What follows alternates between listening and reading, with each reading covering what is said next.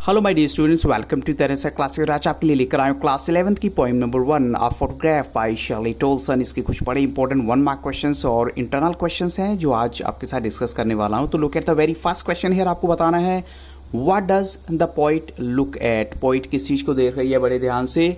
तो ऑप्शंस तो नहीं है, ये डायरेक्ट आंसर है। तो आंसर है इसका कार्डबोर्ड, और कार्डबोर्ड को हम इसी पोएम में एज अ फोटोग्राफ भी बोल सकते हैं क्योंकि इस पोएम का टाइटल भी फोटोग्राफ है। क्वेश्चन नंबर 2 में आपको बताना है how many girls had gone to paddling. कितने जो हैं लड़कियां गई थी पैडलिंग के लिए। तो एक तो हमें मालूम है पोइट की मदर है, और सेकंड जो है 2 उसकी जो कज़न है। तो इट मीन्स 3 गर्ल्स हैं, पोइट्स की मदर और उसकी 2 गर्ल जो कज़न्स हैं। और क्वेश्चन नंबर 3 में आपको बताना है who is the big girl here. और वो लड़की, बड़ी लड़की कौन है? वो है पोइट की मदर। और आपको बताना है उस लड़की की यानी पोइट की मदर की एज क्या है। जो इस फोटोग्राफ में मेंशन है उस टाइम एज क्या थी, तो वो है 12 ईयर्स और सो। और क्वेश्चन नंबर 5 में आपको बताना है why were they standing still.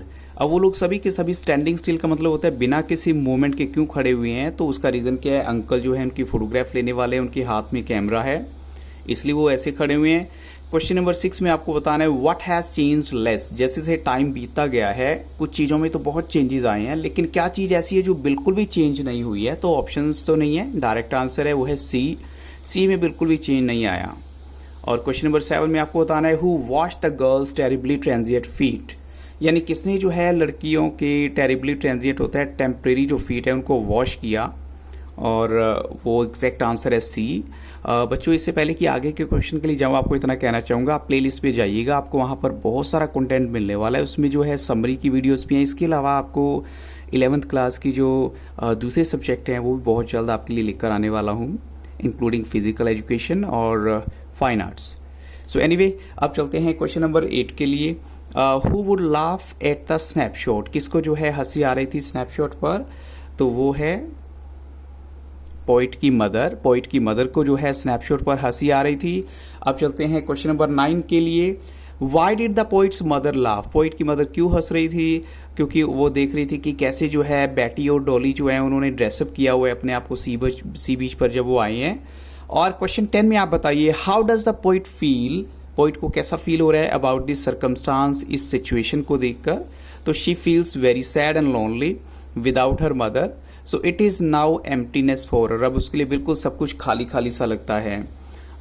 Question 11 में आपको बताना है इट्स साइलेंस साइलेंसेस। इसको एक्सप्लेन करना है आपने। तो इसका मतलब क्या है? जो लॉस है पोइट की मदर का वो इतना डीप है for the poet, now she has nothing to say at all.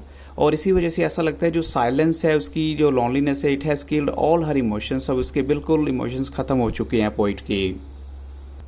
Next आपको बताना है washed their terribly transient feet. इसको एक्सप्लेन करना है आपको।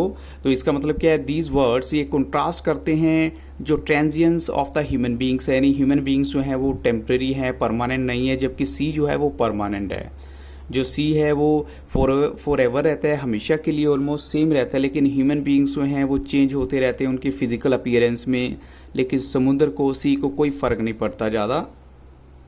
तो बच्चों, इन्हीं क्वेश्चंस के साथ इस वीडियो को यहाँ स्टॉप करूंगा। So thank you really very much for watching Taran sir classes and have a very nice day. लेकिन आपको MCQs की वीडियो भी देने वाला हूँ। So keep on watching Taran sir classes.